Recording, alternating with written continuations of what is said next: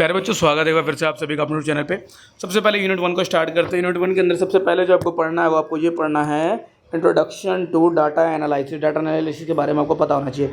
तो data analysis का मतलब होता है एग्जामिन टेबुलेटेड डाटा। एग्जामिन करना मतलब चेक करना जो भी डाटा वाटा आपके पास आया है, टू डिटरमाइन असेंशियल फैक्ट और मीनिंग, जिससे कि डिटरमाइन किया जा सके। क्या डिटरमाइन किया जा सके, क्या फैक्ट्स और क्या इसके मतलब है, किस चीज़ से रिलेटेड जो भी आपका डाटा है उसके विषय में अच्छे से एनालाइजिंग चेकिंग वगैरह को आप डाटा एनालिसिस कहते हैं।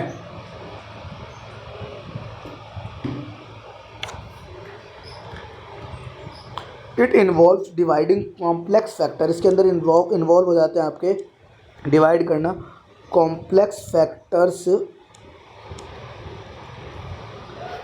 Factors into understandable part and presenting them collectively for meaningful interpretation. इसके अंदर है ना आप डिवाइड कर देते हैं कॉम्प्लेक्स फैक्टर को।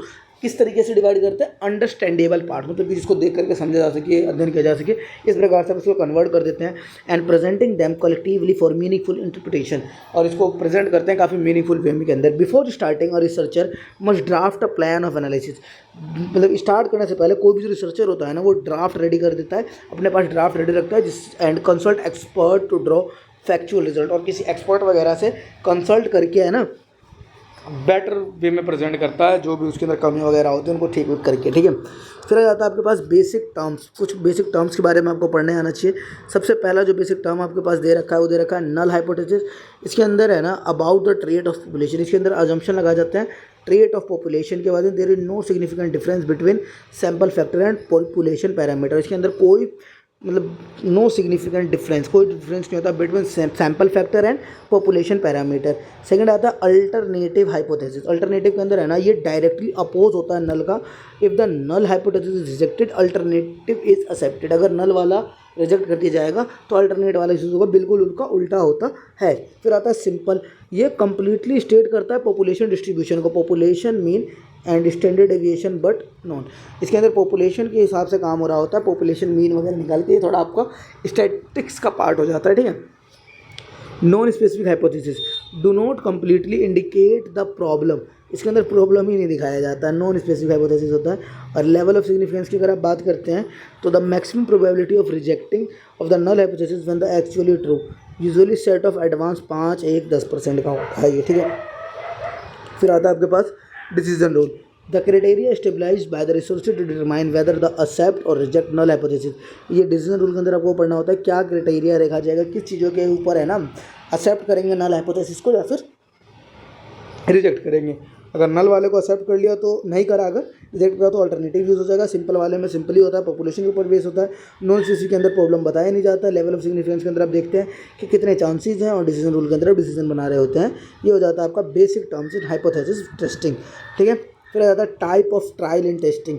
अलग अलग प्रकार के ट्रायल्स होते हैं। सबसे पहले आता है राइट ट्रायल, फिर आता है लेफ्ट ट्रायल, फिर आता है टू ट्रायल टेस्ट, और कुल मिला के आपको तीनों टेस्ट के विषय में पढ़ना है। अब ये अल्टरनेटिव हाइपोथेसिस की वहाँ पे यूज़ किया जाता है to predict and output value more than projected value. Output value को प्रोजेक्ट करने के लिए, प्रिडिक्ट करने के लिए मोर देन प्रोजेक्टेड वैल्यू। और लेफ्ट रेटेड के अंदर अल्टरनेटिव हाइपोथेसिस का यूज़ किया जाता है, और यहाँ पे लेस देन प्रोजेक्टेड वैल्यू होता है। पहले वाले में मोर देन प्रोजेक्टेड वैल्यू, दूसरे वाले में लेस देन प्रोजेक्टेड वैल्यू। और टू ट्रायल मेथड के अंदर क्या होता है, not equal the projected value as not equal, equal नहीं आना चाहिए। ठीक है। The rejection area is divided into 2 part both end of the curve. Rejected area को 2 पार्ट में बांट दिया जाता है। Error in hypothesis testing. क्या क्या एरर होते हैं किसी भी प्रकार के हाइपोथेसिस टेस्टिंग के अंदर? सबसे पहले आता है टाइप 1 एरर। हालांकि यहाँ पे फॉर्मूला वगैरह थोड़ा क्लियर नहीं आ रहा है क्योंकि यहाँ पे कॉपी पेस्ट हो नहीं पाया अच्छे तरीके से। हाँ, इन फ्यूचर जरूर इसको बेटर करने की कोशिश करेंगे। Other when researcher reject the null hypothesis. ये तब होता है जब रिसर्चर रिजेक्ट कर देता है नल हाइपोथेसिस को, और जब ये एक्सेप्ट कर लेता है इसको टाइप 2 एरर बोल देते हैं। व्हेन द एक्चुअली ट्रू और व्हेन इज एक्चुअली फॉल्स। अगर फॉल्स होते हुए भी एक्सेप्ट हो रहा है तो भी एरर है, और सही होते हुए रिजेक्ट हो रहा है तो भी एरर होता है। ये 2 प्रकार के एरर आ जाते हैं। ठीक है।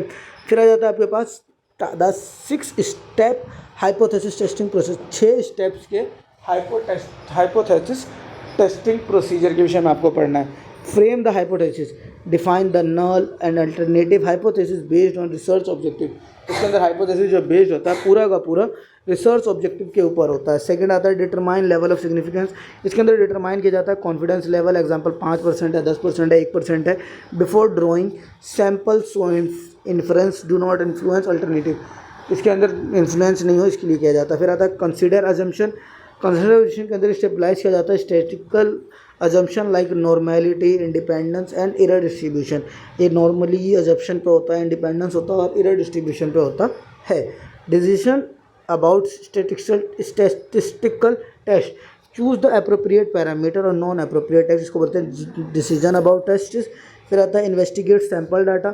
इसके अंदर कैलकुलेट किया जाता है mean value, distribution and Z scores को देखा जाता है। फिर आता है आपके पास ड्रॉ आउटकम, रिजेक्ट और accept the null hypothesis to illustrate research inferences. इसके अंदर या तो रिजेक्ट होता है या फिर एक्सेप्ट किया जाता है नल हाइपोथेसिस को, उसके विषय में आ जाता है।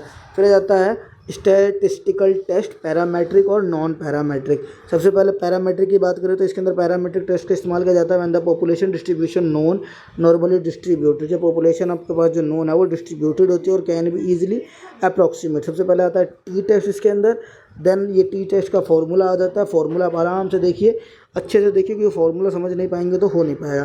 फिर सेकंड आता है second T test formula, second T test formula.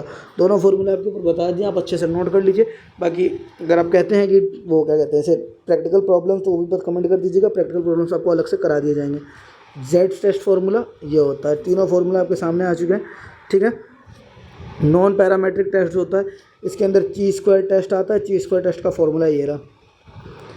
Then Mann Whitney U test, फिर क्रूशियल वैल्यूज टेस्ट और के एस टेस्ट, और इस हिसाब से आपका यूनिट खत्म हो जाता है, ठीक है। प्रैक्टिकल प्रॉब्लम्स के लिए आप एक बार कमेंट कर दीजिएगा, प्रैक्टिकल क्वेश्चंस की वीडियो आपको अलग से प्रोवाइड करा दी जाएगी। बाकी वीडियो अच्छी लगी तो लाइक कमेंट शेयर करना ना मिले। मिलते हैं अगले वीडियो में, धन्यवाद।